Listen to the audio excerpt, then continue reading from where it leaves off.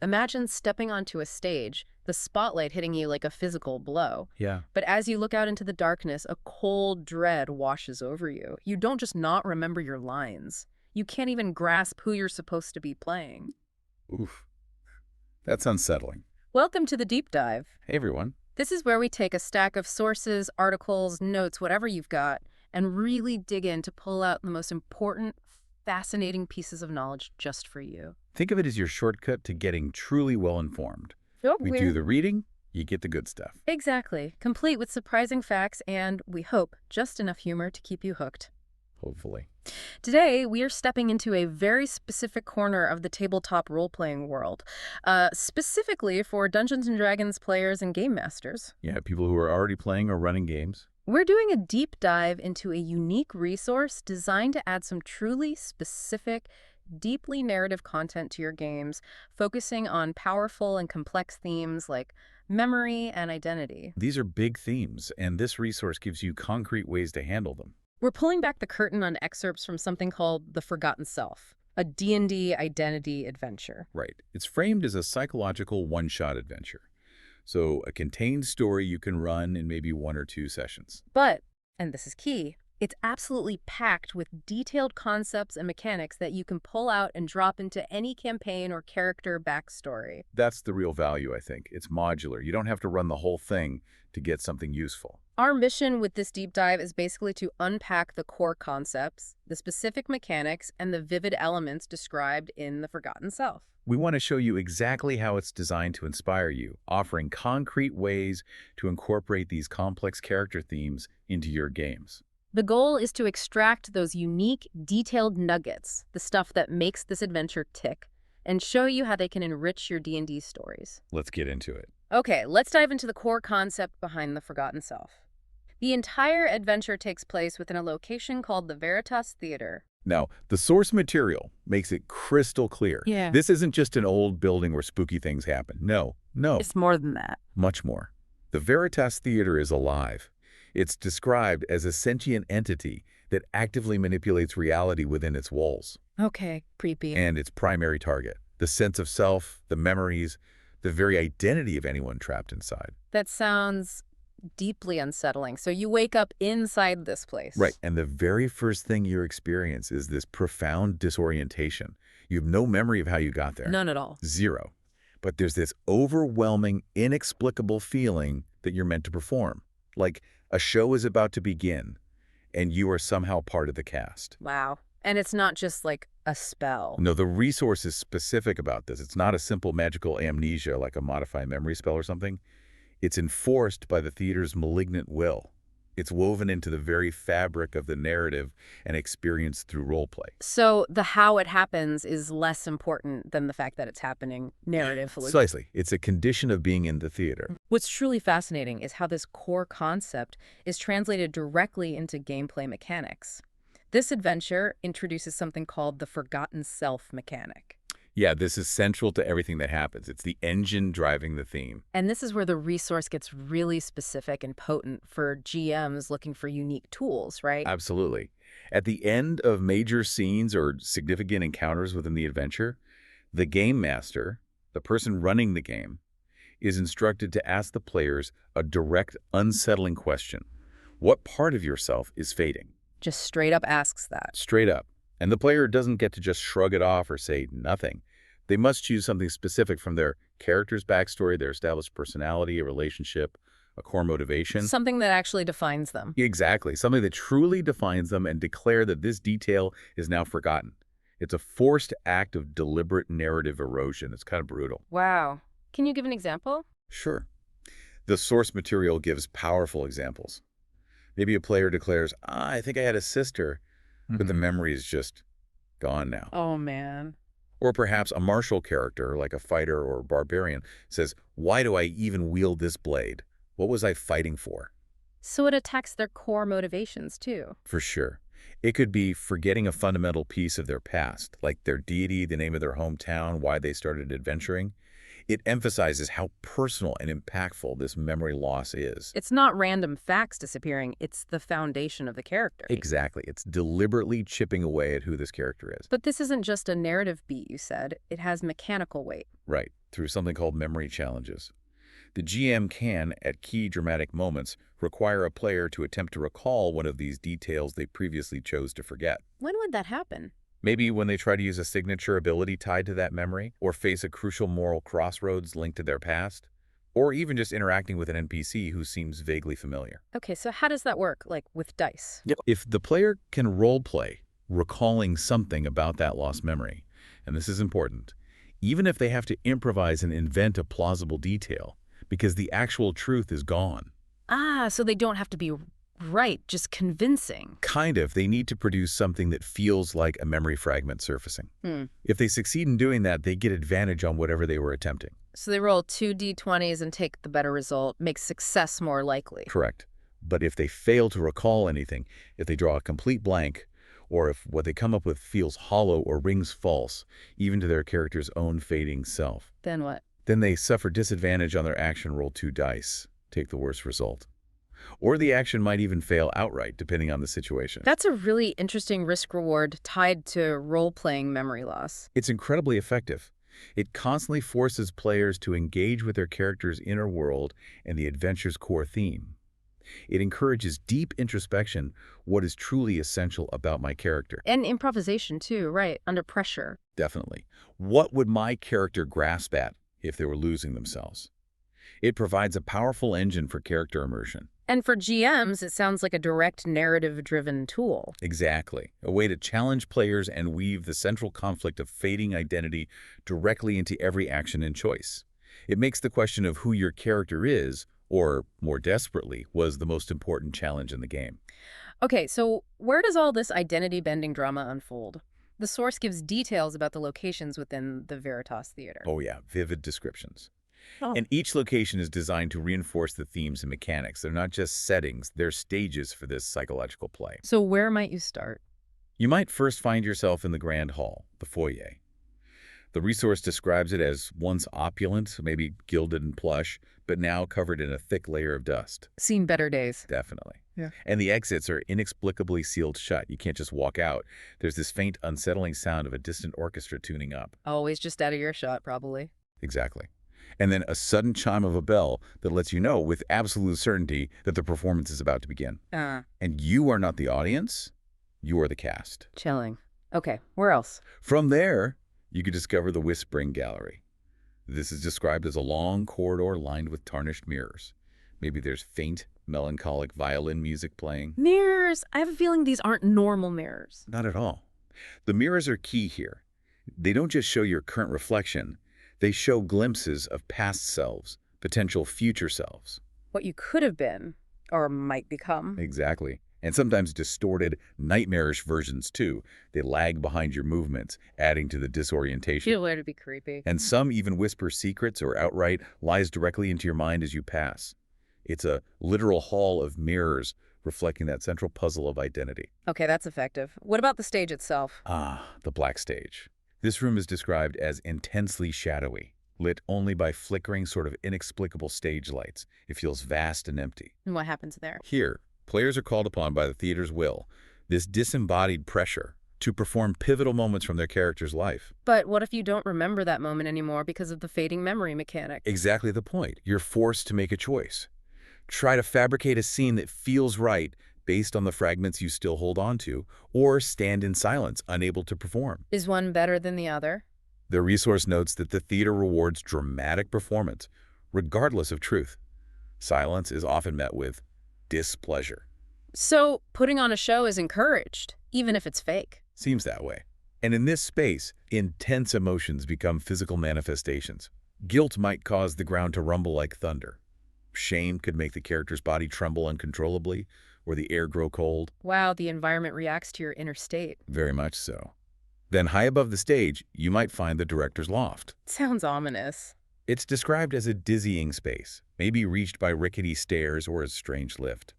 It's dominated by a single, harsh red spotlight shining down on an empty, or maybe not empty, chair. Always the question. The air is thick with the presence of floating marionette strings, just hanging there.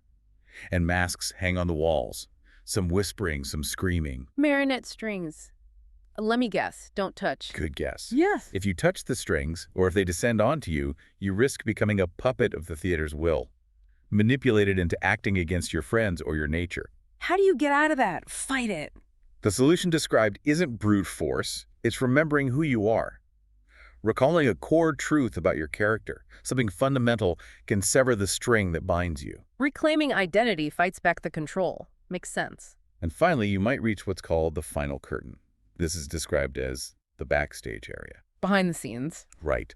But it's chaotic and ephemeral, a space of shifting fog, broken props, discarded costumes, scattered fragments of forgotten memories made physical. Like the theater's messy subconscious. That's a great way to put it.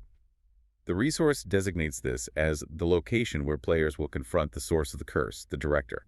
It's not just a final battle arena, but the place where the ultimate confrontation with fading identity takes center stage. Okay, so these locations are really dripping with theme.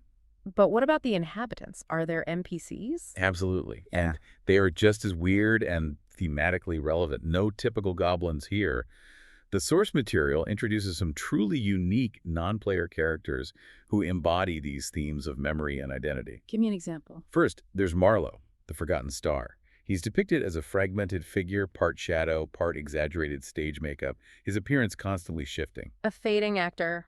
Pretty much. Yeah. He was once the brightest star of the theater's eternal play, but is now trapped within it, losing himself. He might pop up throughout the adventure. Helpful. Or not. Could be either. He might offer cryptic advice like, perform well, little players. It's the only way out, or lose yourself in the role. The Force suggests he might genuinely try to help, or he might lead you deeper into the illusion, depending on how committed the players seem to escaping versus just playing along. Tricky. Who else? Then you might encounter Bellamora, the seamstress of faces. You'd probably find her in the dressing room area. Seamstress of faces. What does she do? She literally sews masks. But these masks are described as being able to imprint personalities onto the wearer. And Bellamora herself, she's a master of shifting identities. Oh, so? Mid-conversation, her face, voice, her entire personality might change completely.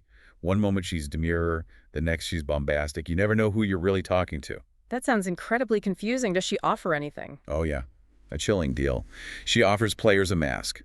Wear it to take on a new, temporary identity and forget the old one. Why would you do that? It might grant a temporary mechanical buff, maybe advantage on certain checks, or a specific skill. But the cost, stated explicitly in the source, is the irreversible erosion of real memory from your character's past. Trading a piece of yourself for power. Classic Faustian bargain. Exactly. Then there's the chorus. Like a Greek chorus? Sort of, but much creepier. 3 figures wearing identical, unnerving porcelain masks and simple uniform garb. They speak in synchronized whispers, finishing each other's sentences in unison, their voices echoing strangely. Okay, maximum creep factor achieved. What's their function? Their function is to offer riddles, but not about abstract concepts. Their riddles are about the player's own pasts, things the characters might be forgetting. So they test your memory? Yes, but it's more complex. Some riddles are based on forgotten truths, trying to jog a memory. Others are cleverly crafted lies designed to confuse you further, to implant false memories. How do you deal with them? The source notes that they reward honesty when answering maybe with glimpses of actual truth or small boons, but they punish dishonesty or attempts to deceive them with sudden, sharp psychic anguish. Don't lie to the creepy chorus. Got it. Anyone else? And finally, often seen in the spectral box seats overlooking the stage, sits Lady Pauldron, the patron of the lost. Patron of the lost. She's described as a regal, yet ghostly figure, perpetually dressed in moth-eaten finery. She's always clapping silently, her movements slow and deliberate. Clapping. Silently, yes. She speaks only in metaphor and riddles herself, offering deals to players who seek guidance. Her offer is always the same. Give me a memory, a true one, and I shall show you the way. Another memory trade. Yes, but with a key difference. The crucial detail provided is that Lady Pauldron's truths, while often painful or difficult to accept, are never lies. She deals only in genuine, if unsettling insights in exchange for a piece of your fading past. So she's harsh, but honest, unlike maybe Marlowe or the Mirrors. Exactly. These characters aren't just there for flavor. They are active, interactive elements that constantly challenge the player's perceptions of reality and their own identities. Okay, so you've got these intense locations, these strange NPCs, this memory mechanic. How do players actually solve problems? The source gives examples. Yes, and they always tie solutions back to the central themes. It's generally not about finding a key or defeating a monster in a typical fight. It's about navigating the psychological landscape. Like what? Take the broken scene scenario mentioned in the source. A section of the theater destabilizes, literally collapsing into a chaotic void. Yeah. Maybe the floor disappears, walls crumble into mist. Standard structural integrity issues in cursed theaters. Pretty much. Yay. But to stabilize the space, players aren't asked to perform structural repairs or cast a mending spell. Instead, they must recreate a moment from their character's past. Yeah. Right there, in the chaos. Recreate it how? Like act it out. Yes. It could be a moment of profound trust, a bitter betrayal, a heroic sacrifice. The key is the authenticity of the performance. Authenticity, even if the memory is fuzzy. Exactly. Whether they are recalling a true memory or inventing something that feels emotionally honest to their character's current state that dictates whether the space stabilizes. The more genuinely they embody the scene, the faster the chaos recedes. So role-playing has a direct mechanical effect on the environment. Precisely. Another example is the mirror puzzle in the Whispering Gallery. Right, the Hall of Weird Mirrors. Surrounded by countless mirrors showing distorted, deceptive reflections, players must find the one mirror that shows their original self, the person they were before entering the theater. How do you find the right one? Smash the others. No, the solution isn't a riddle or a skill check, surprisingly. The source states the way to reveal the true mirror is startlingly simple. You must stand before the reflections and honestly describe yourself as you were before this ordeal began. Just say who you used to be. An act of honest self-description cuts through the illusions and reveals the true reflection. It's about self-knowledge. That's clever. And what about those marionette strings in the loft? Right, the director's strings. The resource describes how the theater's magic might subtly manipulate players, maybe planting thoughts, attempting to turn them against each other, treating them like puppets. Resisting, that sounds tough. A wisdom saving throw, a standard D&D roll to resist mental effects, can help resist the immediate control, sure. But the real solution, the way to permanently sever the strings binding you, Is what? is to recall and affirm a genuine bond with another character of the party. A shared history, a moment of mutual trust earned on their adventures together. Acknowledging and speaking this truth, this connection, is what breaks the director's hold. So connection to others helps anchor your sense of self against erasure. Beautifully put. These examples clearly demonstrate how the adventure mechanically rewards engagement with character history, relationships, and identity. It all seems to be building towards something. What's the climax? All of these encounters and challenges build towards confronting the director, the final boss, the source of the curse, the malevolent entity at the heart of the Veritas Theater. Okay, what is the director like? The source describes the director as a figure shrouded in voluminous stage robes. Its head is topped by a constantly shifting, ever-changing array of masks, tragedy, comedy, horror, blankness. Always performing. And its voice isn't one voice, but a chorus of whispers, echoes, and booming commands that sound like stage directions. Enter left, deliver your line, die dramatically. Super creepy. Does it have a real form? That's the eerie part.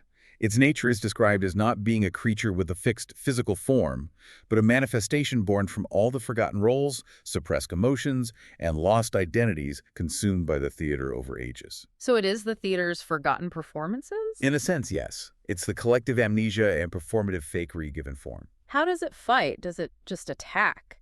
Its tactics directly reflect its nature and the themes. It might use an ability called scene change, literally warping the battlefield around the players mid-fight, shifting from a battlefield to a drawing room to a stormy peak in moments. Impossible to find stable ground. Disorienting and chaotic. Exactly. It uses unscripted moment to command a player to perform an action that is fundamentally against their character's nature. A paladin commanded to lie. A rogue commanded to confess a secret. And if you refuse? It lashes out with psychic force if they refuse to abandon their core self. It punishes authenticity. That's twisted. Anything else? And most terrifyingly, it employs memory drain. This isn't about forgetting backstory anymore. It's about forcing players to struggle to recall even basic elements of the game they are playing. Wait, like game mechanics? Yes, The source describes players suddenly having to make checks, maybe intelligence checks, just to remember how many spell slots they have left, what their class features do, or even their own character's name. Whoa. That breaks the fourth wall a bit, tying the character's confusion to the player's experience. It's a direct assault on the player's metagame knowledge, making the struggle real for both character and player. What's its goal? Just kill the party. Not exactly.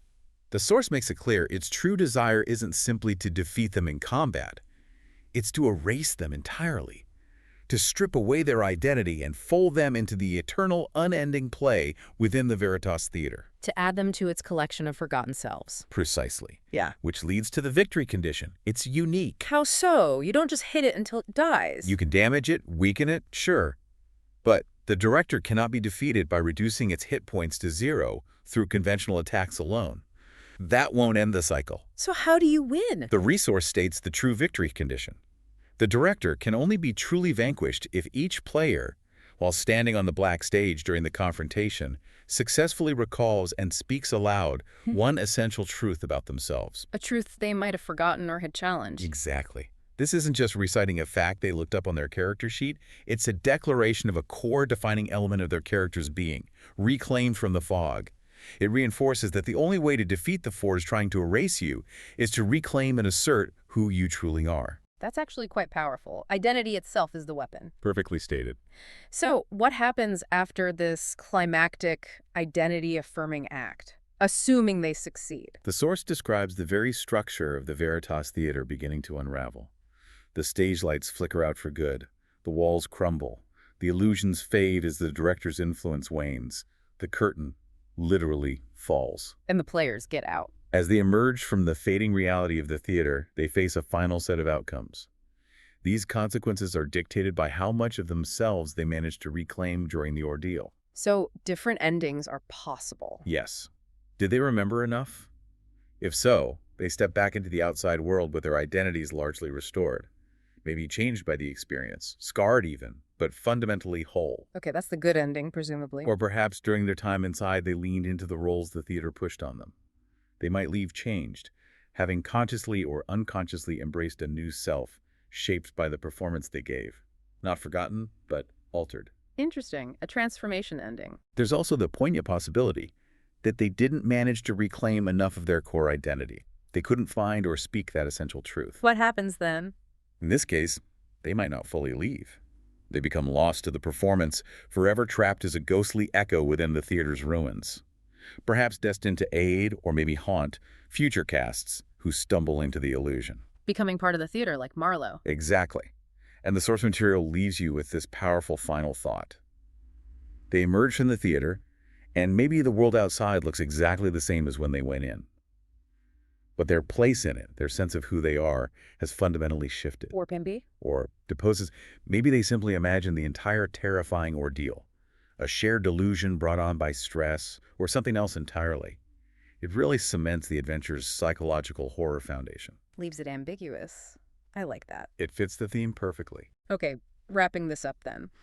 The Forgotten Self really does seem to offer an incredibly rich, detailed framework for exploring these challenging themes, character identity, the fragile nature of memory within a D&D context. Absolutely. The specific mechanics like the Forgotten Self questions and memory challenges. The thematic locations like the Whispering Gallery and the Black Stage. The bizarre yet meaningful NPCs like Bellamora and Lady Pauldrene. And those particular problem-solving scenarios focusing on authenticity and self-knowledge. They all provide concrete tools for both players and GMs to engage with these deep ideas in a truly meaningful way. It's not just fluff, it's baked into the gameplay. And paying attention to those detailed nuggets, you know, the mirror showing past selves, Bellamore's mask offers, the chorus's riddles tied to backstory, the director's unsettling tactics like memory drain, and especially that specific narrative-driven victory condition. Right. Those specific details are what makes this adventure so potentially impactful. It provides fantastic material to steal, adapt, and incorporate directly into your own D&D campaigns or character arcs.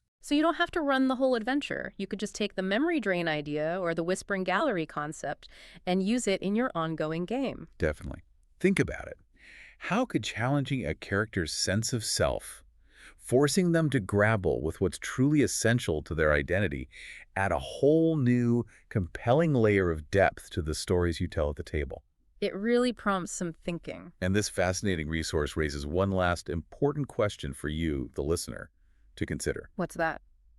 If our memories are what shape who we are, and those memories begin to fade, crumble, or are even deliberately questioned, does our true self simply disappear along with them? Or, Or, in that unsettling void left behind, are we perhaps given a strange, terrifying, but maybe unique chance to decide who we want to be now, regardless of the person we thought we were in the past? that's a heavy thought to end on. Something to think about long after the curtain falls. Indeed. That's all for this deep dive. We hope you found some valuable insights and inspiration today. Until next time.